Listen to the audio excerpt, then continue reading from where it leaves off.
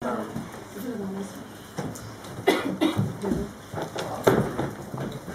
if everyone is ready.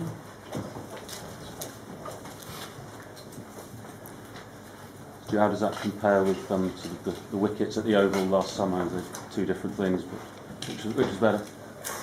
I mean, both are very special, but it was today was a really nice occasion. I mean, obviously coming into the wicket at a pretty difficult time at 90 off for 7.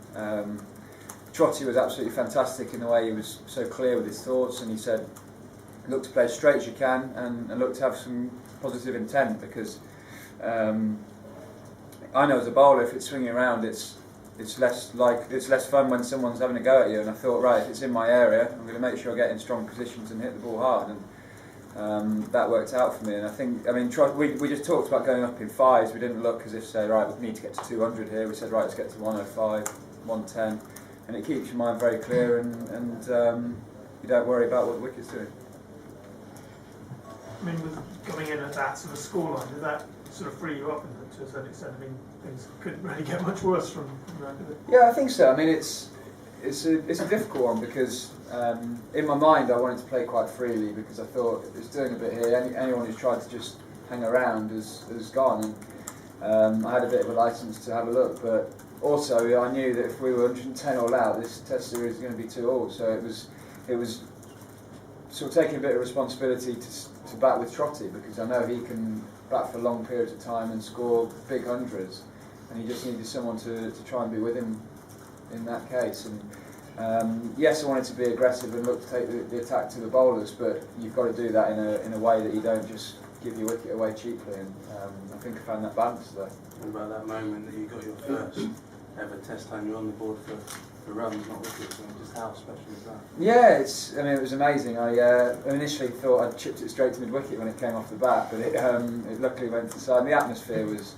so special, and it's a feeling that I'll remember for the rest of my life, and it's nice to be the first ball up on that honours ball. I mean, it's ongoing. The bragging rights between you and your dad have obviously been going for a long time. I mean, is that a lovely little dig in the ribs for him? Yeah, I mean, it's a nice one. It's I think his top score was 86 here at Lords, but he got I don't know, he must have got 5 or 6 Test match hundreds. But look, it's a very important morning tomorrow. I think we've got a big aim to go and get 400. I certainly think that it was really key that we communicated this evening, because it would have been easy to give a cheap wicket away tonight and suddenly boom, and you're not in a very good position. So when they brought the spinners on, Trot and I were always talking about not giving cheap wickets away, just look for singles and they'll come to us again. And I think it's great tomorrow morning they'll have a 30 overall ball when their seamers are bowling, and hopefully we can capitalise on that. Was it all the more poignant because your stepmother went quite recently? Well, I mean, it was, yeah, certainly I thought of her once the 100 was made, of course, but she's been in my mind ever since, and yeah, I mean, obviously I'd have liked her here at Lords, as you would, but certainly I know she'd have been jumping around for joy, and it was an amazing feeling to get a Test match 100, and I know she'd be very happy. Stuart, it was your first century. Did you have any work plan for that? You made a century. So did you have any work plan for that? Well, no, I mean, obviously I've been working really hard in the nets. Graham Gooch has been absolutely fantastic. He's given up his time and worked non-stop with me, and he's made my practice really competitive, which I thrive on, and I think I've worked on a game plan that's helping me at the minute, and it's given me a lot of confidence today that I can score Test match hundreds. I think it's been a question I've been asked countless of times in my short Test career. Do you think you can score Test match 100? And I've always said yes, but it's always nice when you get that first one, and hopefully I can build from here, use it as a stepping stone to go and score many more. Are you happy at 9, or do you still have ambitions to bat 8, 7 even?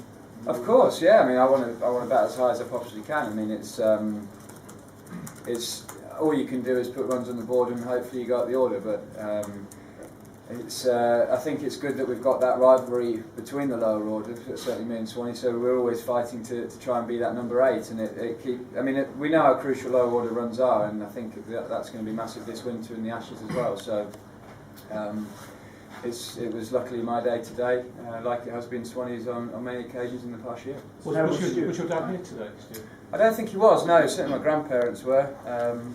But I think my dad's not here today. But I'm sure he'll be happy when he checks BBC later. The TV didn't pick him up.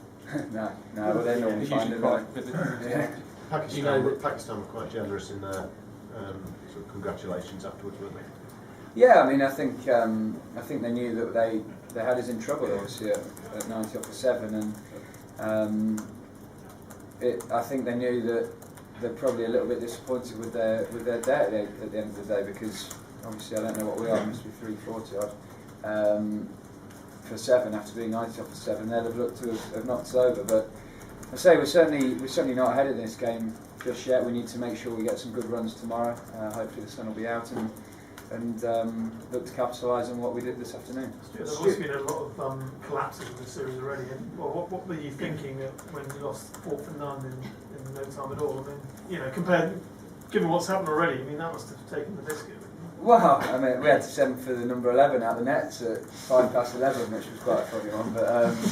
But it was no. I mean, I think bowling conditions have been quite good throughout this series, and there's been moments of magical bowling. I mean, Amir this morning was splendid. You look at some of the deliveries he put up to the left-handers was brilliant. And when Pakistan collapsed, yes, they might be disappointed with their batting, but when you look at Jimmy Anderson's bowling, and so on, I mean, there's been some really skillful bowling throughout this series and helpful conditions. So it's I don't think anyone within the England camp's particularly worried about the lack of runs in the middle order, because we know they're all world-class players, and I don't think that affects anything towards the Ashes. I mean, it's been tricky batting conditions, and unfortunately a couple of them haven't scored runs.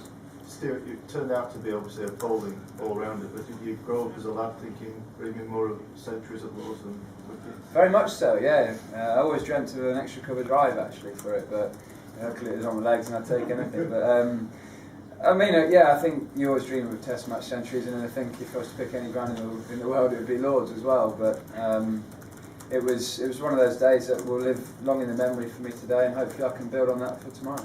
The bloke at the other end, Stuart, who had the best view in the house, I mean, how was that probably as good a century you've ever seen? Yeah, I think so. I mean, in the position we were in, he was out there for the whole collapse this morning, and he saw the ball nipping around, and that can easily get in a batsman's mind. But he played with such clarity. He hit strongly through the leg side. He picked up anything that was slightly a bad ball and put it away. And to be 149, is it, not out at the end of the day after that is a special effort. And we all know what a great temperament he has, and I think that's going to be fantastic for him in his Test career to come. And I think he's already got over 1,000 runs, averaging 50, and that's testament to the player he is. Okay, any more questions? Thank you very much.